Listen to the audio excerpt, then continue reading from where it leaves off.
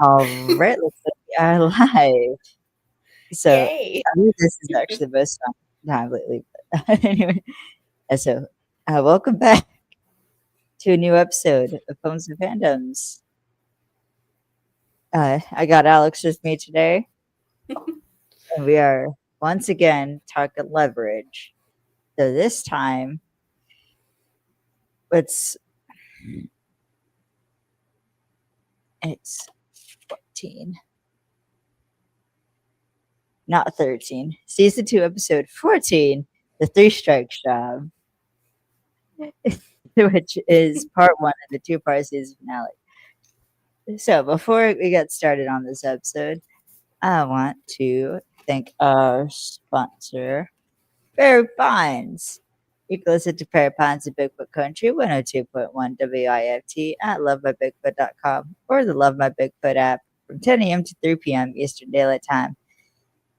You could find us on our parent company is happy.org. And if you want to support the podcast, you could also buy us a coffee on Ko-Fi, which is at Films and Fandoms. And I'm also putting the Ko-Fi in the chat if you want to help support the podcast, because it takes a lot to run this podcast. So, yeah. So the episode we're talking today is the Three Strikes Job. Bit of a summary before we get started on this episode. When an ally gets hurt while investigating a corrupt mayor, Nate decides to take on the mayor, inadvertently putting the team in danger. When all is said and done, the team will be tested like never before. The director for this episode is the one, the only, our good buddy and pal, Mr. my Dean pen Devlin. pal on TikTok, Mr. Dean Devlin. Who, by the way, I don't know if I did not tell you this, Lex, but God. no, I'm showing you. I got to pull it up for context. So this was yesterday. So yesterday I made a TikTok promoting this episode, and I put the caption. And like in the video, I put, "But another leverage finale has an explosion." To the audio, God, fucking damn it, Dean. Yep, And so I sent that to and the Dean deep Devil part of that audio on TikTok, it's and Castiel Cassie. from Supernatural. I knew exactly that. See, but anyway, so I But yeah, sent that to I- Dean Devlin on TikTok because somehow we're pen pals on TikTok. and so am I I said with him apparently. with, And I with the go, message, I just sent it with the message. You do tend to blow things up, or you do tend to like blowing things up in your shows, Mr. Devlin, LOL. And he sent a laughing face emoji. Then I responded back saying, "Thanks for making me freak out at work, Dean. LOL. You still have an open invitation whenever you'd like to come on an episode of my podcast." And then he saw it and then didn't respond back. So I'm gonna assume he's still a busy man. but I actually was like, I I also sent him that, and I go, I mean, she's not wrong in the fact that you do like to blow shit up. He he does, just, and we're gonna he get into just, that one. yeah, Once we he get did the same thing to me. He gave me the laughing emoji, and I go in my head, I'm thinking, oh man, what have I done? Oh no! See, what's funny is every time I do that, I freak out as if I'm not suffering the consequences of my own actions. But I mean, for one thing, you met the man in I did. person, gave him a fucking hug, which I I hate did. you for, I'm, and he knows that I exist. He how knows did I exist. Oh, I would have put you on as my plus one. You know I would have. Yeah, I just knew but you couldn't like afford the eventually, one of these with days, I'm gonna get enough money to go to if they bring back Con, which I hope they do. we needed to let you con Yeah, 2026. please, Let so I you can con. go and be like the person that she was talking about, and everything like Mhm. to you with me. You know my name, but like you don't know my face. And I probably like if I were to meet Christian face to face, I would just be looking at him and I would just giggle and not say a Oh, damn word. that was Christian Kane's gonna be at a supernatural convention in I think June or July, whatever the one is that's in Toronto. And my mother, when I shared it July. on Facebook with the caption, "My wallet's gonna hate me," my mother commented saying that it would be a good time because next year, as I've said before, I may have to have a pretty major surgery, so I'm kind of putting off on planning things for next year. But anyways, I so my mom put that comment suggesting that kind of like like July that'd be a good time, like it's like right in the middle and all that. And I was like, Mom, you do not want me in the same room as Jensen Ackles and Christian Kane if they perform. Yeah, because like I saw a video of another good friend of Christian and Jensen, Steve Carlson. He Steve posted this Carlson. on his Instagram, He's and he wrote supposed a to be book, by the way. I But yeah, haven't booked the travel yet, but I got my ticket. I'm but still yeah, hoping I'm still going to be able to make it to one more shot, even with my surgery next year. and but anyway, like I he posted that he's wrote a book and it's coming out eventually. Like Amazon and all that, and I'm like, you know what? When you have it on your website, on your actual website, I'm gonna buy it from you personally, so Yeah, the money yeah. goes directly to you. Because I want to No, that's support actually a you. very smart thing to do. And I Look, mean, that's what I did Mr. with the B- radio Ball company and the radio stuff. company CD. Yeah, if you buy Yeah, it I there. have no the CD and their T-shirt. I went from their website, so they got the money directly. Yeah, yeah, yeah. And but yeah, Is that we should probably this episode, I forgot that a certain person was in this episode. oh, Richard. We'll get it out. We'll get it out. Let's get back to the episode. Okay, let's The get writers the for this episode are before John I get the Rogers and giggles. Chris Guy. So we Uh, got our classic. We got our classic trio for this episode. So we started this episode with a friendly Boston State Police detective, Bonanno, uh, R.I.P. Robert Blanche. it makes watching these episodes with him in it a It, little bit bittersweet. I love Bonanno I kind because, of like, teared up a little bit watching this episode again because it was the yeah, first one that I had seen in a that while with him in it. I yeah, kind of that teared up a was little bit. honestly one I had not like expected when it was Yeah. announced he passed. And so, anyways, we see Bonanno meeting up with two FBI agents, and he's talking to them about his investigation that he's doing. He's thinking the person he's investigating is connected to someone in his department. And then the feds go to their vehicle, pull out automatic machine guns. Bonanno fires back, but he gets hit in the process. And Nate goes to the hospital. We see Bonanno's wife, and we meet his son, and we find out from Bonanno's wife that he talked about Nate. And it's funny. He says, like he wanted to buy you a drink and arrest you. And Nate kind of chuckles, but being like, yeah, that sounds about right. And also, like, he knows. And of course, Nate sees Bonanno's son and has a flashback to his own son. So we know Nate's already hot on this one. And of course, he has this like hellbound look on his face. Then he goes to the bar, gets drunk, calls Sophie. he picks up saying like, it's like a hospital and you know me in hospital. It's just like, please call me back. He calls her again, it goes to voicemail, and it's like, all right, you want a message? Like you're wasting your time.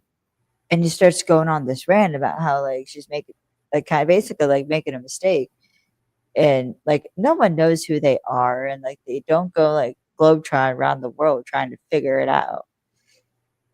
It's a little bit of a nasty voicemail.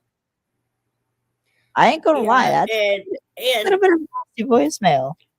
yeah, and then the sad thing, like immediately, like after like that kind of happens, his mind starts to go spiraling a little bit. Yeah, yeah, He's the like he spiral. needs her, but she's not answering, and it really, really sucks. Yeah, and then Tara comes in, steals his drink, and then it's like, "Come on, like we're waiting on you. Get, come on." So of course Nate's. Then we see like inside the apartment, Nate's pacing, and that's I think the moment when like the team's starting to realize like, okay, Nate's fully lost control at this point because like he's pacing. Yep. Of course, they're asking like, is he going to be okay? The doctors are not quite sure. And of course, Tara, who isn't like as caught up as apparently we thought, and she's like, "Okay, he's a cop. You're thieves. Why are we all worked up about this?" And Nate has to explain it. Well, first Nate yells that he's not a thief, Yep.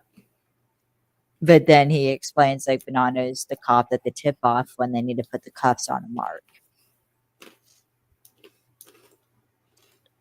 And Hardison points out, he's like, "Okay, like I need to point out, like we're gonna be working alongside, like we're gonna be working like alongside very highly motivated, very pissed off state police." And then Nate starts yelling, "It's like I don't care!" Like, oh no, no, sorry. Elliot's got to point out that whoever shot up Banana used military grade weaponry, which of course Elliot would know. But then Nate Yep. starts going off, yelling at everyone, and be like, "I don't care. I don't care. Like this guy spent his entire life trying to do the right thing, and this is the thanks he gets. His family's pain is this payback.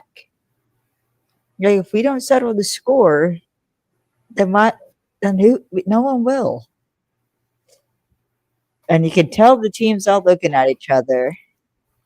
They're like, "Okay, do we call Nate out on him losing control?" But honestly, now I don't think any of them really know how to call Nate out. Maybe besides Elliot, but I think they also know Nate's not going to listen Yep. because he's drunk. So it's just like wasted energy at that point. But I mean, the only person who could really like speak to him isn't there. Is Sophie? When he's like this, Sophie's the only one that can break through his drunken, stubborn toddler like brain and make him see That's what he's doing could possibly hurt the team. yeah, and that's exactly what's going on right now. And so, of And course, let's admit, he is acting like a toddler. well, he is a little bit because, like, At he's least like, from my perspective, that's what I'm seeing. He's acting like a toddler. because, like, had Nate been thinking, he probably should have listened to Hardison when Hardison said, "Okay, like, we're working alongside some, like we'll be working alongside, like, the state police on this one." He were very highly motivated and very pissed off. Yeah. Like, and we're thieves. Like, these don't go well together. So, of course, Elliot starts off the plan making by asking what Banana's active case files are. So, we see a protection racket out of Arcadia, which I think actually connects to the double blind job we'll see in season 3, as that mentions the same city. I think so, but I'm not entirely for sure. I Yeah. can't remember. It's been a while. Yeah. And also there's an auto theft for And the Waynesboro, which I believe is going to be referenced in the boost job in season 3. and then But yeah. what was it? No, it's not the boost job. It's the and no, yeah. And also, there's a reference later on to another episode. It's our finale episode of the season, and But that gets a yeah, that's reference, not which it. I But loved. Which I yeah. loved. I love that. Even in a few other episodes, they do this. They leave a little breadcrumb for the next episode, which is really smart and really kind of ingenious, and I love it. I love it. It makes me happy. Yeah. And but the main one that they're focusing on the main like case they're looking at least that Nate zeroes in on, is this public corruption case that has no files in it. Yep. Which of course, Hardison tries to argue like, no, like these other two involve violent criminals. No, we should look there, but Nate's like, no, like think about it. And he has like Hardison pull up the crime scene photos. Like because Banana went to an undisclosed location, a remote location by himself without alerting anyone. No backup, which means he's not expecting trouble and knows his attackers. And he was keeping his investigation off the books. And the team so they all have realized like, okay, yeah, this public corruption case might be the good place to start. And Hardison, of course, pulls up who the target is, but he doesn't say anything at first because he's like, or and I'm just spitballing here, maybe we call this into the cops, call in an anonymous tip. And of course, Nate's like, how bad could it be? Which, spoiler alert, very bad. So we meet our mark for this episode, Mayor Brad Culpepper III, played by the legendary Richard Kind. And if you know anything about Dean Devlin or Christian Kane, you know Richard Kind there's a special link between those two gentlemen. It's another show that we've talked about on this podcast, Almost Paradise. And specifically the episode Uncle Danny. And I loved seeing his face in this episode. I giggled. I'm like, I missed that face. Like, and if they could bring him back for Leverage Redemption in some way. Yeah, I don't know how they'd bring back. That would be awesome, though. Yeah, like if they bring him back as another character or something, that would be pretty awesome. No, but I loved. What they need to do is bring him back as Uncle Danny. Yes, they need to bring back as Uncle Danny to confirm the Stone Triplet theory. That's what I want. Well, I mean, true. And then with the librarians, he would have to have a character in that too. The librarians, the next chapter. At a bare minimum, I will accept Alex Walker and Elliot Spencer being long lost twins. I will take that as a minimum. And I love Richard Kind as I love Richard Kind as an actor because he can play very serious and very stoic, really, really like very hardcore, don't fuck with me sort of like characters, like off of Reba. There was an episode where he was on Reba. He played like a therapist. Oh. And was very, very stoic and very like kind of mean. And on this, he's kind of more laid back and more serious, but that's what kind of a little bit goofy too because of just who he is as a person. Mm-hmm. And but what brought that to my mind is the episode of Reba that I'm talking about was when they're talking to this therapist David, and Van goes, "Nice to meet you, Dave. My name is David." He's like very like detailed, nitpicky. Yeah. I loved it. But I get that vibe from his character in this a little bit. He's very detailed oriented, which Mm-hmm. kind of refreshing. But I immediately something about him just rubbed me the wrong way. In this episode, yeah, Yeah, I was like, ugh. a multi-generational corrupt mayor too Yeah, pretty is much. And he blatantly admits it.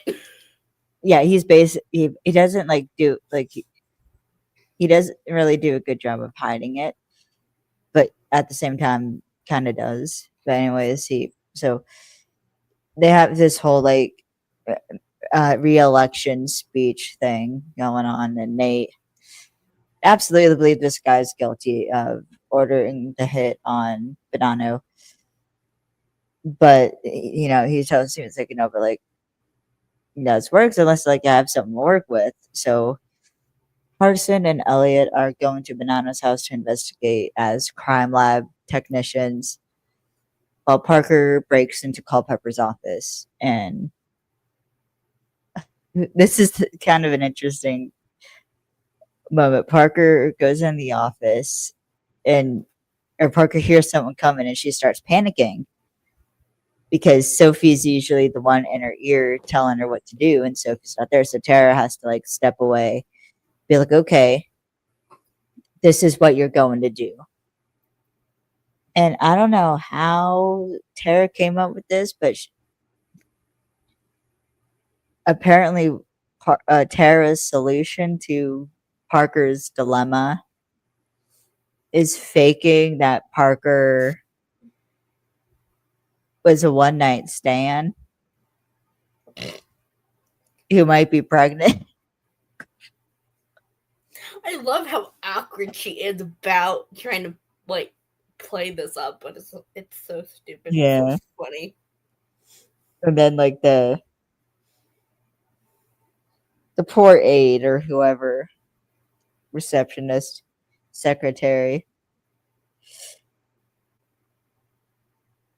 like that has to be like one of the worst days in the office for probably. But anyways, so yeah. Then Nate and Tara both kind of meet up with Culpepper after his speech because they donated to his campaign. And because they donated the maximum, which is $10,000 each, that gets his attention. And so they get moved to the front of the line. Because as they're kind of sussing out what's going on, Culpepper starts saying how like business works with him. And how like the people who are like with him before the campaign that get moved to the or the like before it's to the front of the line, after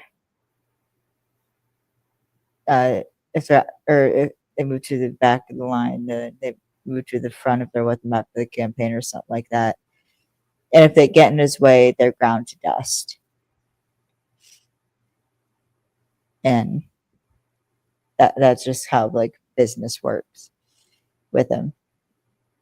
Which that is the evil speech, kind of the evil speech of evil for this episode.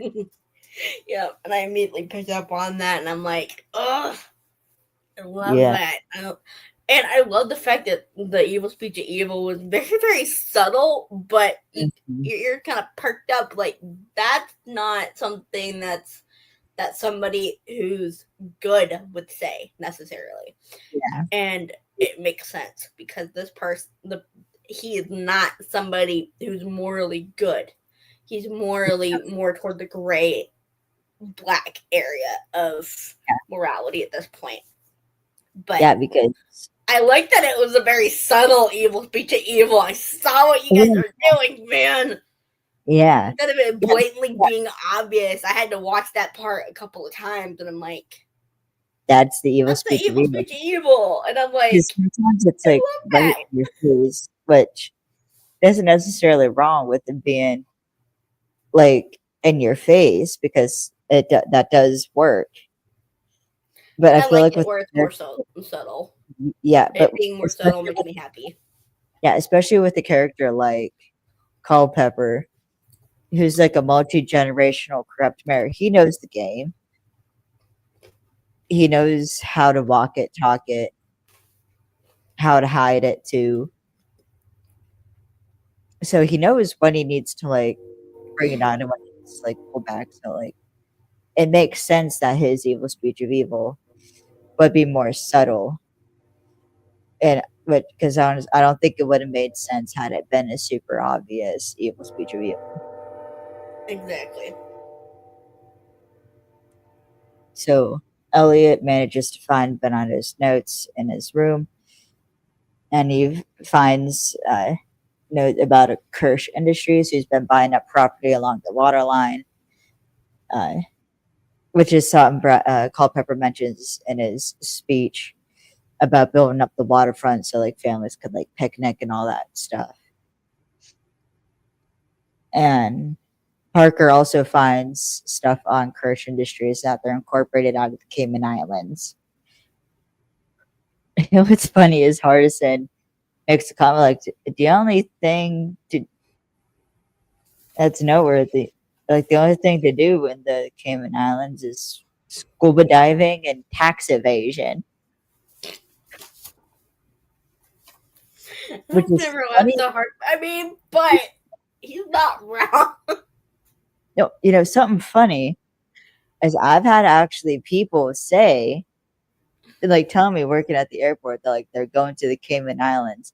I don't say this out loud, but in the back of my head, I hear Hardison's voice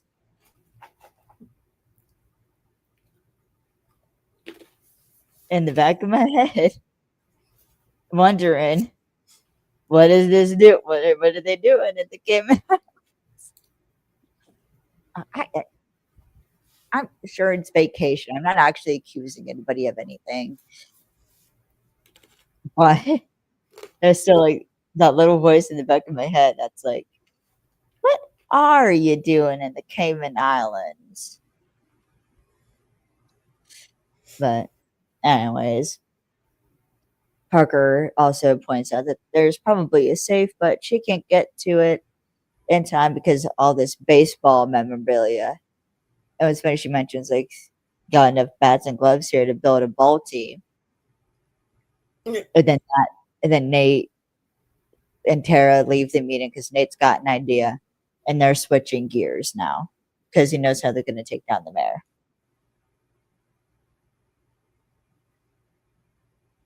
So we see Tara and Nate are going out to the waterfront and they're taking pictures. We see someone who we find out is named Kadrick. We'll get introduced to his character more in the next episode. But Kadrick calls Culpepper to warn him about about them taking pictures on the waterfront. So Nate's plan is classic, which is hook, pinch, and flip.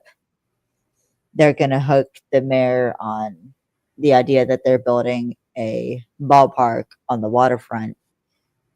Pinch Culpepper for a bribe, and then flip him to get who shot Nano. And so they got to steal a baseball team, which that is Elliot's task as he goes undercover as a new like catcher for the team. Yeah. And he's supposed to be spying on the team. And of course, like he puts it off at first, but then he like tells like the manager like, yeah, I'm here to spy on you. You could like transfer me out, but like they're gonna just bring in someone else who's not gonna be as subtle as who's not gonna be as forthcoming as I am. So they let him on. Elliot turns out to be a really good baseball player. And what's funny is we see like a flashback to Hardison's like explaining this Elias to Elliot, and Elliot's all like grouchy because he's like, yeah, one thing I hate baseball, or like I don't like baseball. I was like, what do you mean? It's like you can't score on defense. Like it doesn't like any sport, you can't score on defense. So he likes like football, hockey, even basketball, but baseball you can't score on defense. So and then Hardison smooths Elliot over by showing this like commercial he faked up, which is a Japanese sports drink. And Elliot, he's like bouncing to it. And then And that scene right there has become an infamous GIF, and I of love it. Elliot laughing. Of Elliot Yeah. laughing. No, it's of him going like wiggling, and then it pops up with the commercial. Like I've used the GIF several times, and it makes me laugh every time. I love it. But the best part is his smile. Yes. And this is not the first time we see Oh, Elliot do this, though, where he acts all like pissed off about something, and then he really gets into it. yeah. So then we see Hardison and Parker. So basically, they're trying to sell this idea that the team's getting sold. So Hardison and Parker start calling in the local radio stations and to spread rumors about like about selling the team.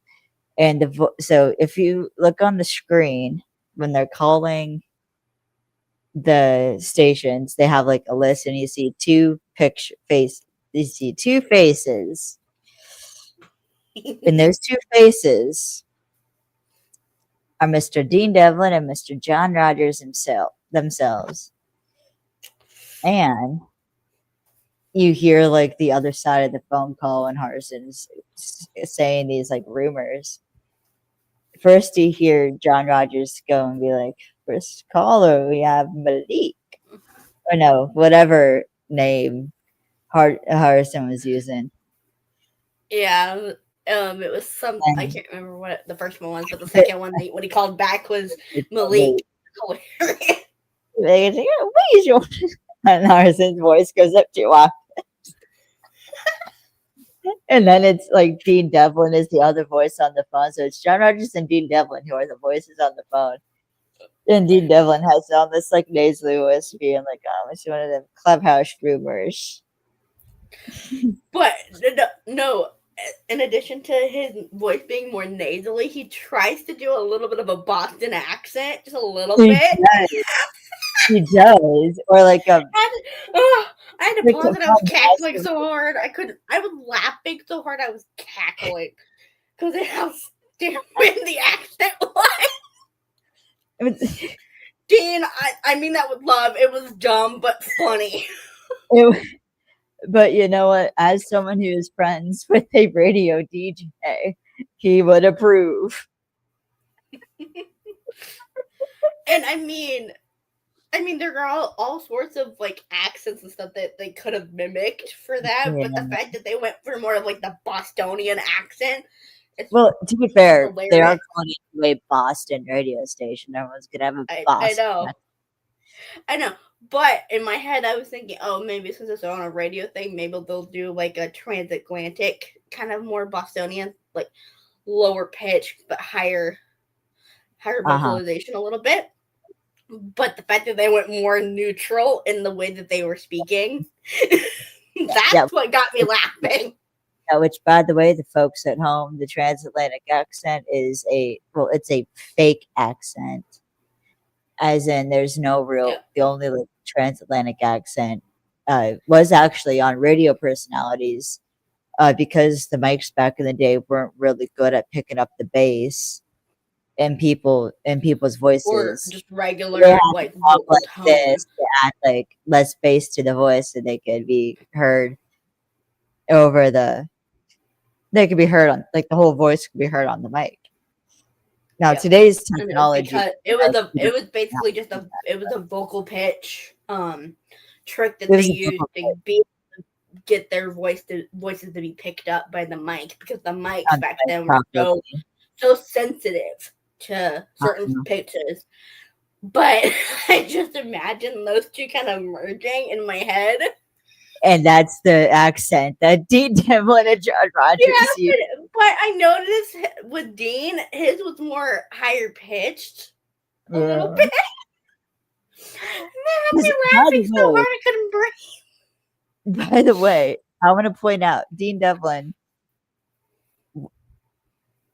kind of he started off as like a caddy kind of type on I think his stepfather I'm gonna say stepfather, but I think some production company. I think it was his father, somebody close to him had, and then he actually did act a bit, and he didn't really. Like, I think he admitted it. There's like a He didn't movie or a feel like he TV was show that good. he was in, that he was in the He was in a background few. of.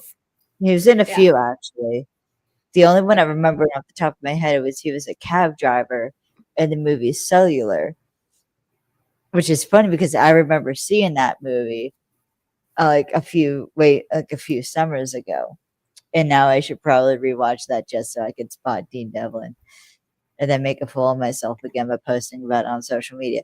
Anyways, so we should get back to this episode. So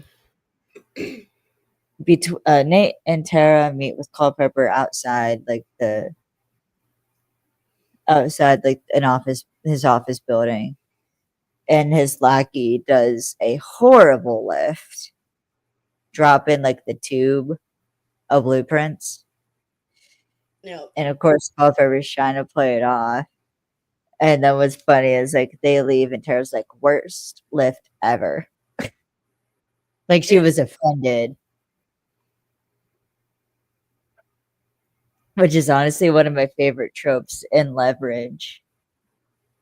Is when someone does something really bad or like halfway decent, and then the team's like, yeah, I could do better than that.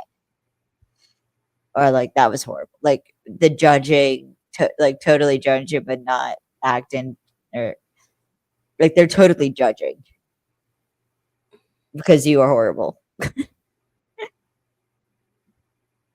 I find it funny. I can't explain why I find it funny. I just find it funny. Okay, so I'm a little bit kind of like distracted at the moment because I looked him up on his IMDb and I went to like all of his acting things. He's been in a lot of shit. Holy crap! Mm-hmm. That I've watched and not known that he's been in it. And now I'm gonna have to go back and like purposely look for him. Yeah, it's like Where's Waldo, but it's Where's Dean Devlin. Where's Dean?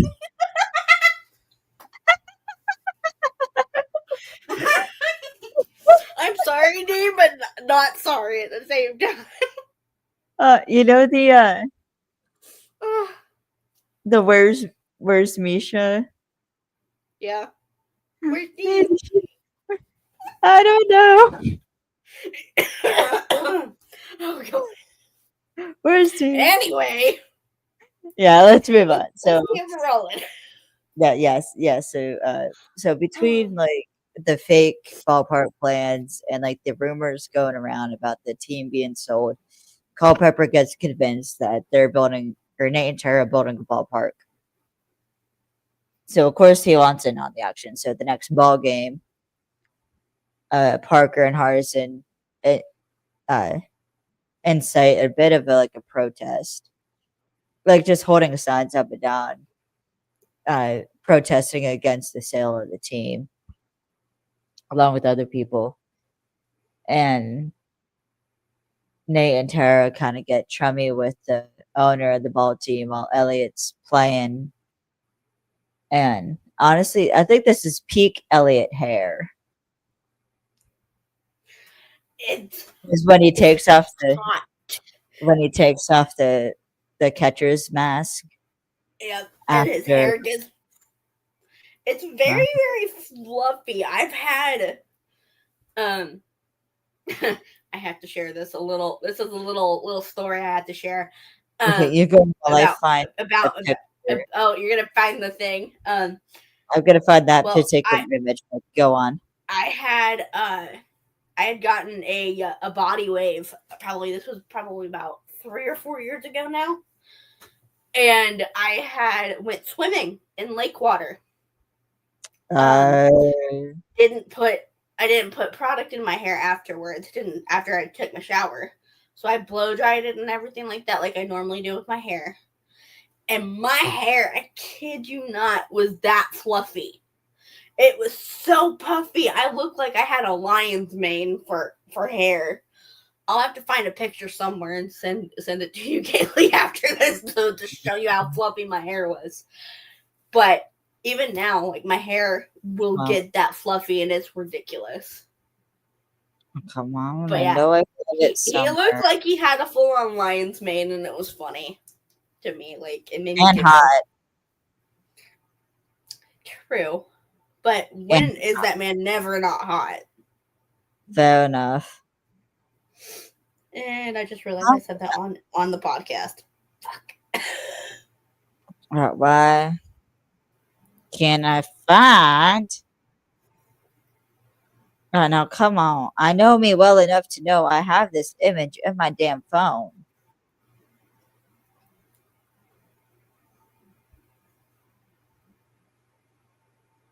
Oh, come on. I know I have it in my damn phone. Where is it? Don't don't judge me. Oh God, I have a problem. Where the fuck? Where's the baseball one?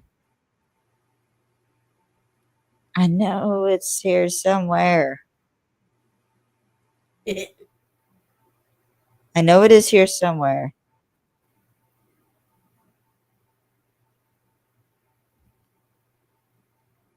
Oh, apparently I had an Elliot man at one point.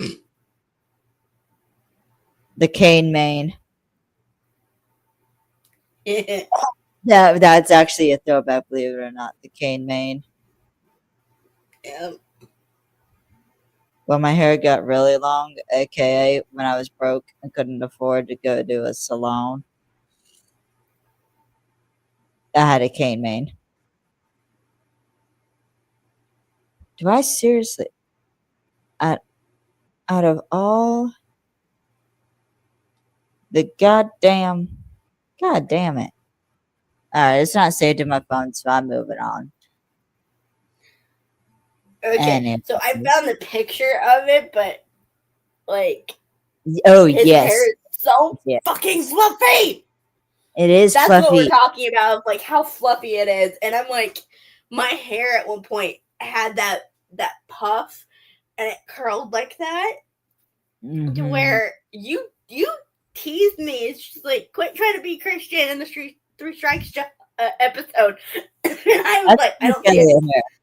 it. It's And then I looked up the GIF for it, and I go, son of a bitch. I can see the resemblance. yeah, so we But need yeah, to that's my. yeah, yeah, we need I to love move on. I love Yeah, how fluffy it is, and I'm like, yeah, yeah. Yeah, so Nate and Culpepper me and Culpepper does kind of like bribe Nate for a piece of the action. So they completed the first part of the con, except now they've lost Elliot because he can't leave. And what's funny is as they're leaving, Nate's like, "Good news, like, like Mare's hooked. Bad news, we've lost Elliot we, till the playoffs." the fact that he's not even phased by it. He goes, well, good news, Uh, it was successful. Bad news is we don't have a hitter. Shit. yep. Yeah. Like we don't got Elliot till the play. Like we lost Elliot till the playoffs. So back at the bar. So they go back to the bar. Hardison's explaining like, okay, like he's got to take the check out of the campaign funds. And Elliot walks in. He's getting all pissed off. He's like he walked out, man. Like bottom of the ninth inning. Got like a walk off single. I was like, excuse you, I'm explaining in the con here. Like a very complicated con. And then Elliot's like, oh, like, I said, what? We just deposit the check, and then it looks like you tie it to a fake account, and it looks like he's supposed to He's live on. embezzling money and everything. And he's like, but they named a sandwich after me. Yes, it was a Reuben too, named a Reuben Ugh. after. And I seen a picture of said sandwich. Somebody had actually made it and posted it on Pinterest. No, Like that's the the Elliot bagel. sandwich. No, that's the I know. bagel sandwich It, from the office it, job. That has the that recipe. no, it's that one. And then somebody else had added like the Reuben, but they had edited it to be the Elliot sandwich they had made. The For this chapel. episode, and then they like deleted they deleted the edit because it was a copyrighted thing Oh, or something. But basically, it's a fancy schmancy Reuben, and I want the sandwich. no, so oh, that reminds me. No, so as many of you know, I live in Pittsburgh, Pennsylvania, and if there's one thing Pittsburgh, Pennsylvania is known for, it is Permani Brothers. The thing about Permani's is they have coleslaw and fries on the sandwich, and they have like the classic. I think is like beef. Oh, that So just sounds delicious. yes, if you're ever in Pittsburgh, Alex, I will buy you a Permani sandwich of your choice. Because I'm not sure what your meat preference is, but because they have like different types of like meat and like other like meat, cheese, that Nice. kind of stuff. But Nice. if you're in Pittsburgh, I'll buy you a Permani brother. I'll buy you. I will go with you to Permani Brothers, and we will get Permani's bro sandwiches. And I will buy me a meal because I actually am a bit of a bourbon girl. All right, I'm a bit of a bourbon girl.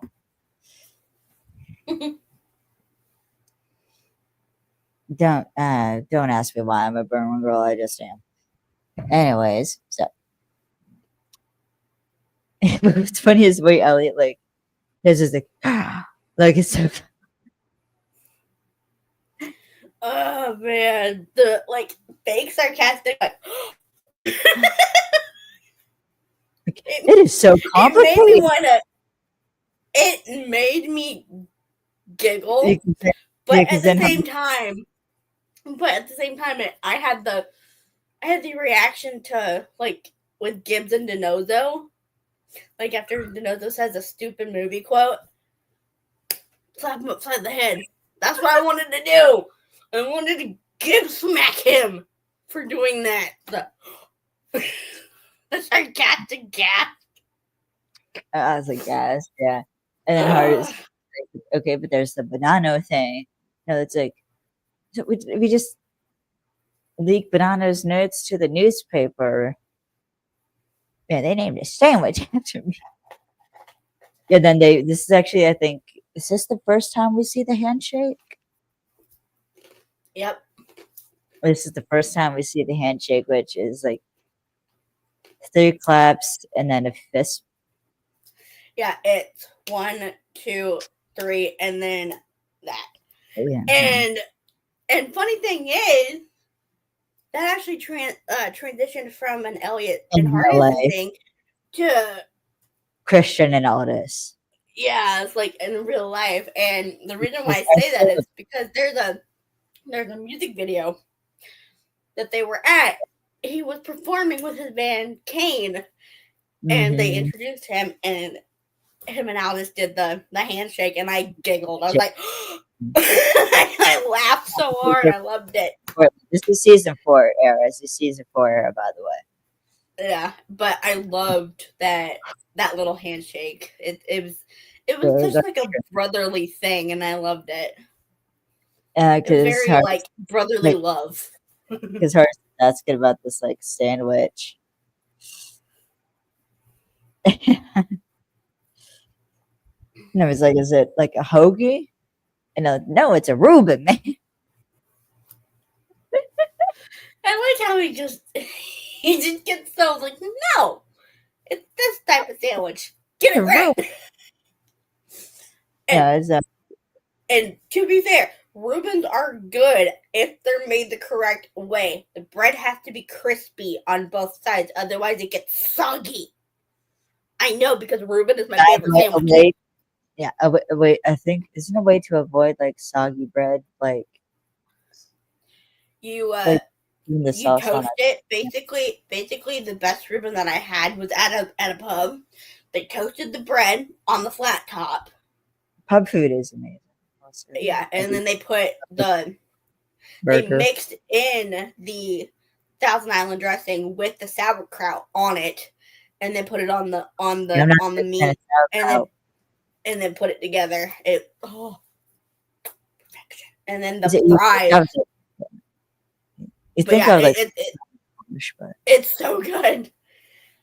50% But Polish. yeah, like I want to go back to that pub and try to relive my first ever Reuben experience again. But I Yeah. cannot do that. But yeah, that's the best way to have it is where it's you flat top grill the bread to make it crispy. You toast it so that way it doesn't get soggy. Otherwise, it gets mushy, and that's not the right way to have it. It has to be crispy. Yep. So I'm I'm a gonna connoisseur of Reubens. If you can't tell, I love a good Reuben sandwich. all right, I'm going to continue on here. So Nate gets a phone call from Culpepper, who changes things now at the last minute. He's saying that he now has partners that are now involved, and he's going to give them cash, which is a much bigger problem because Hardison can't exactly trace cash.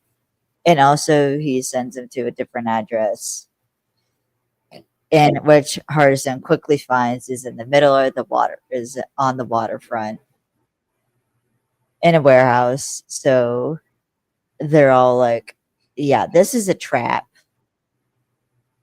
It's a trap." I had to. I'm sorry.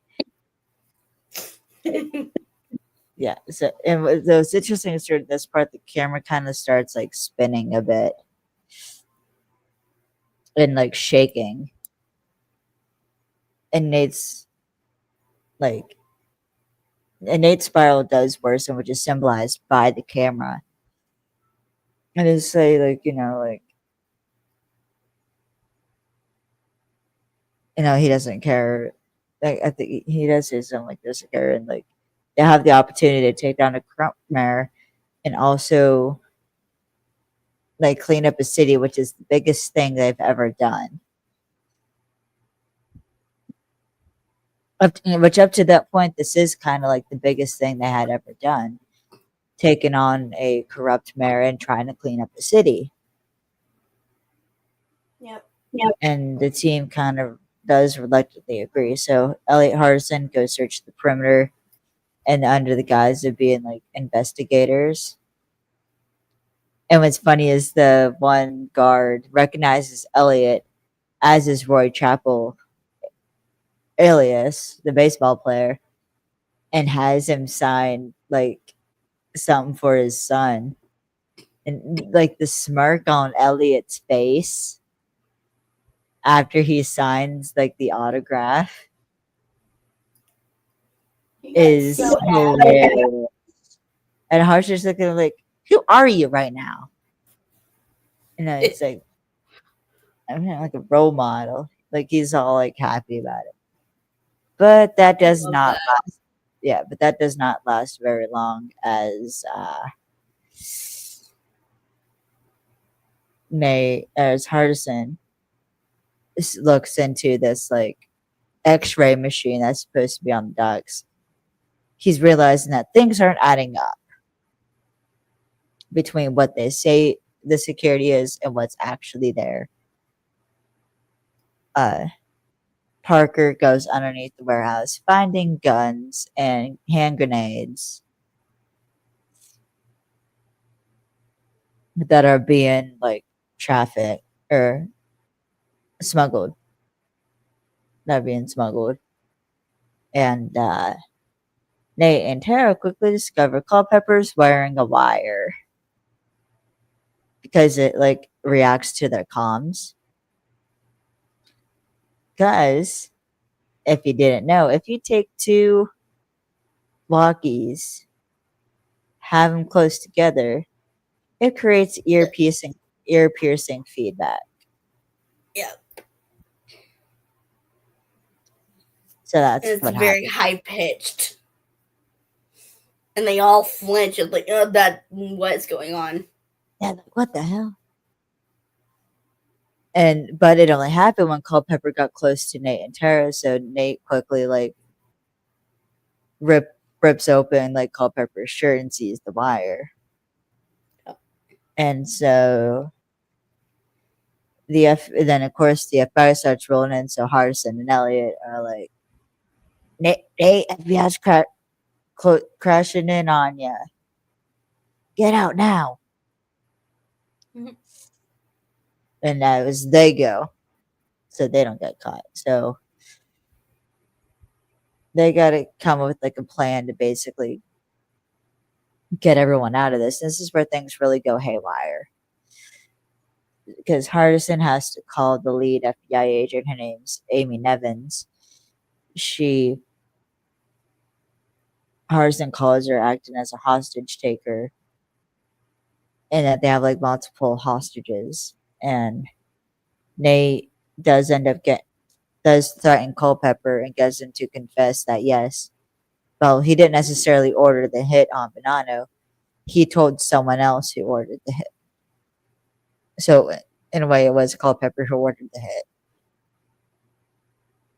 but he doesn't give up a name entirely. And of course, Nate's about to like hit him,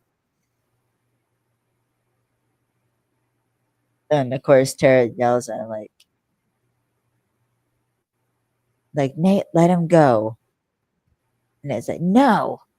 And Tara's like, then either kill him or leave him. We gotta leave. And then Nate like hits beside him because he has like a wrench in his hand, so he hits like beside Culpepper, and so Nate has to come up with a new plan. And of course, we see like Harrison, Parker, and Elliot outside the van, and Nate apparently asked for a distraction, and they got hand grenades, and they need a delivery system. So poor old Lucille But has to I do the will, delivery system. yeah, he's gotta. Lucille has to be the sacrifice, and what's funny is Lucille's the Hardison's van. reaction. Yeah, Yeah, because they like, Hardison's reaction. nah, not my baby. Mm-mm. She's all I But got left. I mean, okay, now that I've seen the A Team finally, like I finally watched it. B.A. Baracus and aka Mr. T had the same reaction to his vehicle being killed, Use basically. them. I loved No, it. no, But yeah, I've officially watched that movie, and I know now I can pick up some of the references. I understand them now.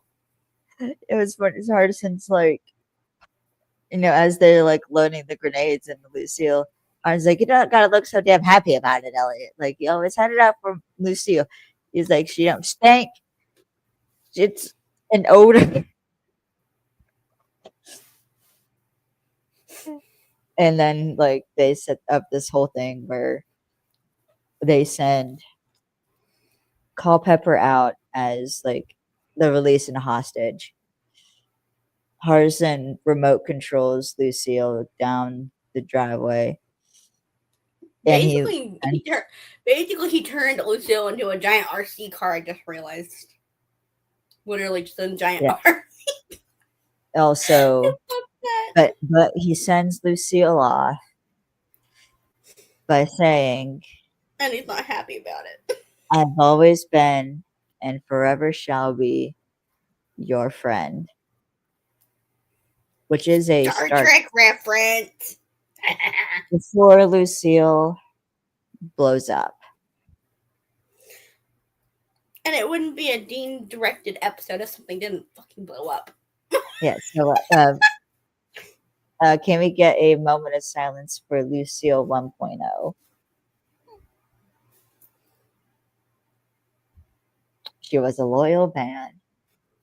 Yeah, the OG. The The OG. OG Lucille. Yeah, so Lucille's a goner. Yeah, but yes, in a minute. So but because of the explosion, it distracts the FBI agent in charge. So she gets and the or she starts asking about like if everyone's okay and like that they get the hostage. But then the other one of the other agents is like, "Yeah, we got the hostage. She is fine." And of course, she Evans is all confused, like she. And then like we find out that like Nate and Tara both went out as hostages as well. Oh, it's funny. It's like Culprit kind of went out roughly. Nate went out like faking it a bit, and then like, they pick Nate up, and then Tara, which makes sense that Tara she comes out all like sweet and slow, and they all run up to her like grab her hands, walk up, like you're okay, and then but they all get in the van, and what's funny is they pull up in front of Hardison. Hardison's leaning against the pallet, being and he's pouting, and they're like, "Get in!" Hardison's like, "No." And I was like, "What the hell are you doing? Like, get in." I was like, "No, you screwed up, Nate. Like, you killed Lucille." And I was like, "No, and it's like, yeah, like, just get in. You can bitch to me about it later." And then he finally gets in, and they drive off in the lead agent's car. And things get so much worse as we see Nevin's come in. She's starting to explain. We find out like there was a deal between Nevins and Culpepper because she's yelling at him like what the hell happened in there? And he's like, they found my wire. You said they would never find my wire. I was like, we gotta find out who these guys are. And then Cam returns, and we hear Jim Sterling, Interpol. Rolls off the tongue, doesn't it? Sterling! So Sterling is now back in play, and he's after the team. And we see in white print to be continued. And that is where part one of the two parts, season two finale. Yep. And I just have James Sterling, Interpol, and it's like, I don't like it. I don't like it. No. Nope. I don't like Sterling. No. No. But yes, so there seems to be a common theme where Dean Devlin and John Rogers for their season finales like blowing shit up. They do. They really legitimately do. They like to go out, I'm sorry I have to say this pun, with a bang. Yeah. Because think about Leverage One, season two-part season Season 1 finale, finale. explosion. Yeah. Season 2 And finale, now, explosion. Season 3 two-part finale, Yep. explosion. Yep. Season 4 finale, big explosion. Yep. Season 5, And then 10. the what was it? No. It was Explosion finale. it was in the last season we don't get one. We don't get an explosion per se. But honestly, that goes actually with the vibe. But my favorite one, honestly, out of all of them, Almost Paradise season finale. 2 season 1 finale. Explosion. Actually, no, it's finale though. It was the season finale where it's Hardison on the big screen of all the mini screens in their new office. That's season one. That yeah, Season season one. first He's like, get out of my house. out. I saw because to that someone did an edit to that. because it was such a big fucking explosion that the fire department actually got called. No, I thought no, that was in the homecoming job. No, it was that. It was that. No, They blew up the it was this force. one. Yep, it was. And Yeah, by it the was way, that. no, But they I used mean, to Dean use likes their to blow shit up. Dean He does. honestly likes to blow shit up. It's funny, and he's even said in the behind the scenes stuff of like, yeah, I think we they like to blow also shit up blew here. shit up in librarians. They Surprisingly, love. they did blow up shit in librarians next chapter. Not But I yet. know librarians. Not yet. There's still season 2. I know. There's still season 2. And then there was a couple of explosions in the regular librarians with Noah Weil and all of our OG people, and I Right. loved it. I loved every minute of it. But yeah, that the one where it was like, get out of my house, and it's like, and technically there are I explosions in flinched. the arc. There's explosions in the arc. Yeah. And I'm not sure about the outpost. In the very first episode, there was a mini explosion. It was a Okay, distraction. so that is on trend with because I've only ever watched like the first episode of they're putting it out on YouTube, the Electric Now YouTube. Of course, yeah. I think they got the first season on the YouTubes. Yeah, and I want to check out the arc, so I'll just check out. That is a good one. I'll look for it, but yeah, I tried watching The Outpost. The first episode was so confusing because there too many things were happening. It was bouncing around, but yeah, there's a theme. Dean likes to blow shit up. Don't you? Don't you, Dean? You're a little bit of a pyro. You're a pyromaniac. A little bit, and funny enough, if you guys saw my if you guys saw my promo, I already told you this. How it was fun. Wait, did I say? I already said about Dean Devlin sending me the laughing face emoji. Yeah, I already did that. But yeah, so that was why I did for the promo. That's why I did when there's another explosion in a leverage season finale to the audio. God damn it. God fucking damn it, Dean. Yeah. Except, why'd you have to go and blow up Lucille? I know. At first, I was like, "Oh, yeah, explosion! Oh no, Lucille! No, Lucille!" No, so yeah, but yeah, so to be continued is the end of the episode. But there's one other thing I want to point out before I get into my final notes. If you watch the gag reel for season 2, you know what Alex doesn't get. There's a gag reel moment. I'm not going to show it. I'm not going to show the clip, but there's a blooper where it's one of the PAs are they're trying to find like Christian, Aldous, and Beth, and they're in like the little they're in like the pallets of like the pallets, the stacked up like pallets. Stacks of pallets, and try to find them. It's like, where are they? It's just Hardison and Parker. Well, it's Aldous and Beth. Yeah. They're like in between two of the stacks, like leaning against it. He's got his shirt open. They're kind of like flirting a bit. And then they like cover up as they leave. And then you just see Christian standing out to the side, be like, "I told you." And then the PA's like, "Why didn't you tell me?" And I was like, "Ain't my business." And then we just see 4 minutes later, the PA is coming back again, trying to find them. The three of them again.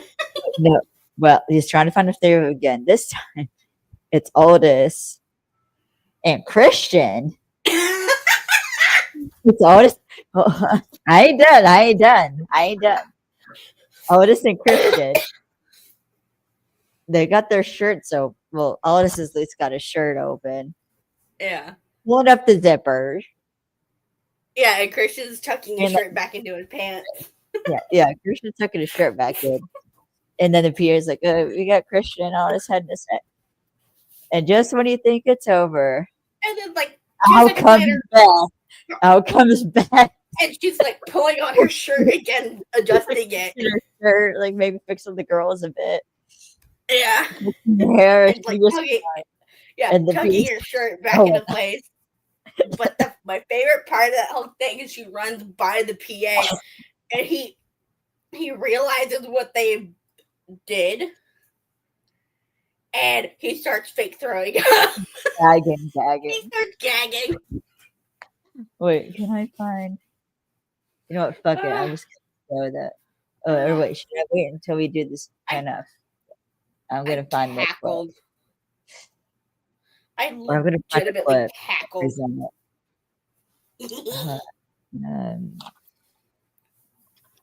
Shit. But yeah, I love that they have way too much fun making this. They had way too much fun making this show. They still do. Definitely.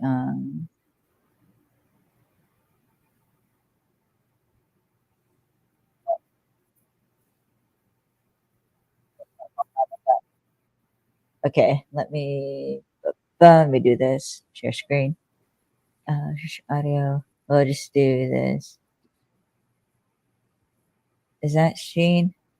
All right, I'm just gonna do this and then I'll be done. This is the clip we're talking about.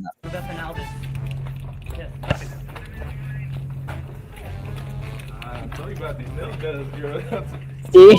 Man, seriously? Chase, guys, I need some more time. We're coming! Okay, I'm sorry. Professional, man. Come on, man. I was like, get that camera out of my face. And then there's Christian, mind his own business. Why did you say something? You know, listen, dude, you can't be walking.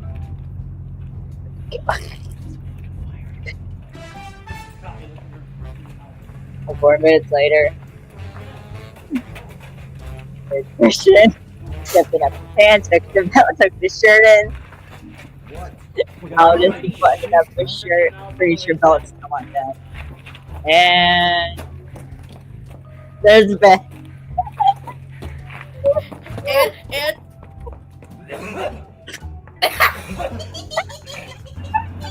was my favorite part of him, like.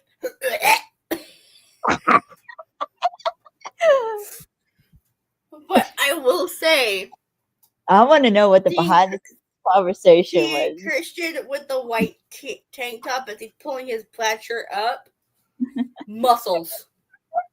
That's all I have to say. Muscles. I was staring at him and not what was going on. I'm 98% sure that singular moment spawned the OT3. Yes, which is my probably did. Which is my personal ship, is the OT3. But yeah, I love that they have such a good like chemistry that they can pull shit like that on and all of the crew members. Yeah, well, I mean they are at this point they are one big family. Yeah, they are, and I think I'm sure it was staged just for the laughs. Yeah, it probably was. Funny. And then, but yeah, there's another part to that gag reel that I love. It's toward the end. Christian's on the phone, fake talking to someone. And the dude's like, and he puts his hands up on the camera. Yeah, and then he throws the camera guy away. He throws a rock at the camera. I know. All right, so next episode I'll do the full season 2 gag reel. But so So my final, so carrying on, my final notes on this episode. Basically, I really like I like how through this episode we see Nate's becoming more and more unhinged, and then like, and we see the team like not really knowing what to do with this, like with Nate, because none of that, like, it was Sophie's job. Yeah, Sophie Sophie was was like the Nate babysitter, and they're like, she was they're the Nate. shocked. And I like how even Tara was like, I don't know what the fuck to do. I don't know how to handle that. It's not in my job description. Like, that's Sophie's man, not mine. Yeah. That's not my problem. And also Exactly. Richard Kind as Culpepper, freaking phenomenal. I We loved will it. It see was comical. and as I mentioned, this is part 1 of the 2-part season 2 finale. And I really did not like the tone that Nate took with Nate during his voicemail to Sophie. When we see, I we'll see wanted that. to slap him. Yeah, when we see that come up again in the next episode, Yeah. during like Nate taking the tone during a phone call. Do you have any other notes? Any Nope, other I thoughts? just liked how, like, with this episode, it really shows how the team's dynamic is, like, struggling to maintain cohesion at this point. They are falling apart at the seams. Yeah, because they don't have Sophie keeping them together. That and their main lead point, their connection point, Nate, he's spiraling bad. Yeah. And they don't know how to handle that because she normally would handle him. Sophie, and without that, it's like, what do we do? mm-hmm. All right, so I don't have any other notes, so I think I'm going to start wrapping up this episode. Okay. So, first off, I want to thank our sponsor, Barry Pines.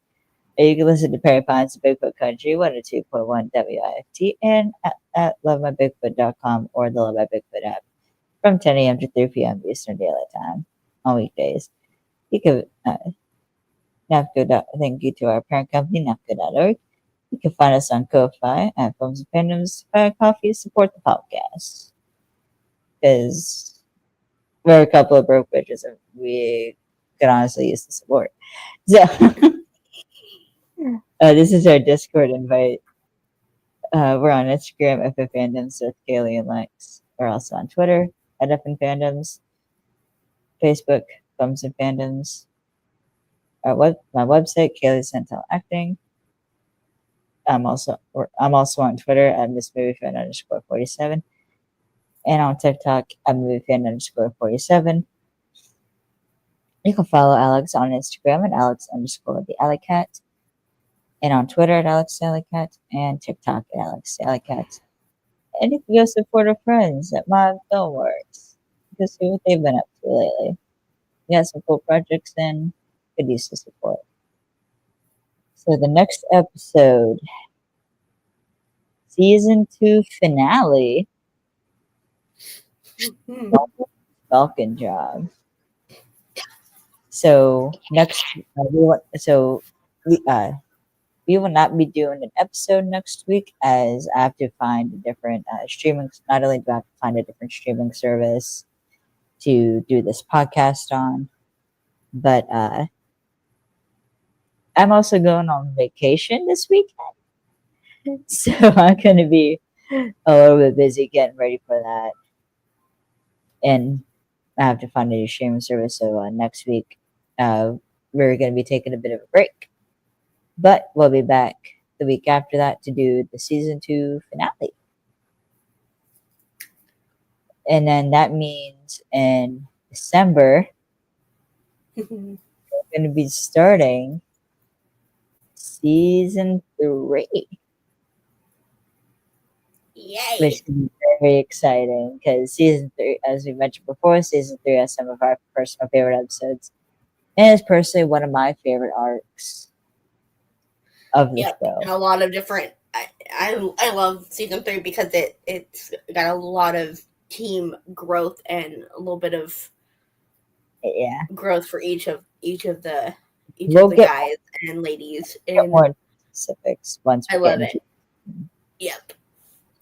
but we definitely like you need this season though where everyone's kind of falling apart, not falling apart, but they're like breaking at the seams a bit in order to get to season 3 though. And I'm interested to actually analyze season 3 under the lens of knowing what the big twist is of the season. Yeah. Because obviously that, Elliot used to work for Moreau. Yep. But I'm excited to look through the episode or analyze the episode like this through that lens. But up we gotta get to And the season 2 finale first. So yeah. And I like how, like, in that season, the team reacts to that little factoid. They're like, what the fuck? that's more towards Because at this point, they have no idea exactly Elliot's background what of who he's worked for or what he's done. And that's on purpose.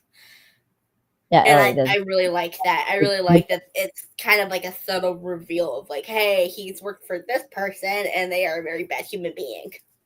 So you can imagine the other bad shit Elliot did. Yep. But yeah, we'll go more in depth on that when we get to season 3, which will be the start of January. And I guess we'll just keep cracking come December. We may take a break the week of Christmas, since probably have to deal with like travel, and I'll be really busy at work, at the airport. So and I'll be probably working Christmas Day, maybe. yeah, so we're probably going to be taking a break the week of Christmas, just Yeah. yeah. But it was really fun getting back into this. I love it. I missed It it. would probably just be like maybe maybe 2 weeks to do New Year's, Yeah. and then come back strong in the new year.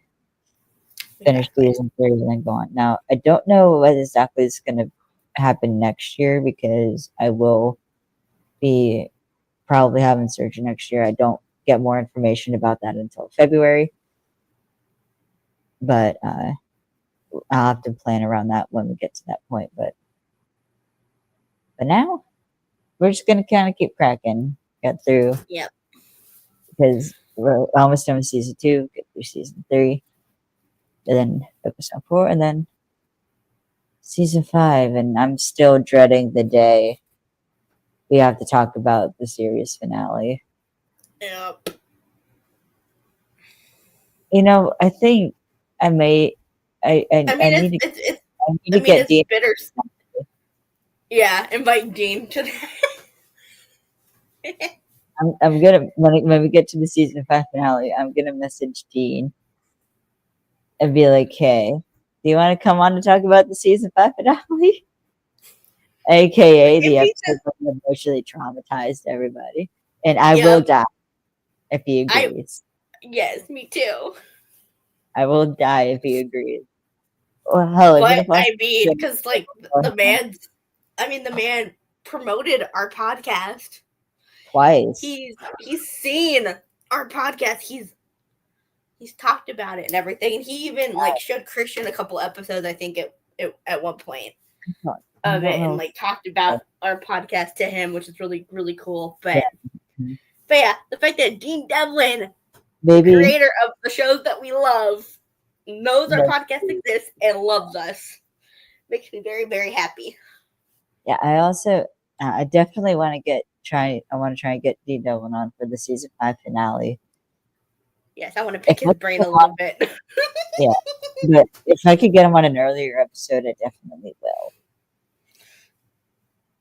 Maybe when we come in the new year, I'll see if I can get him on.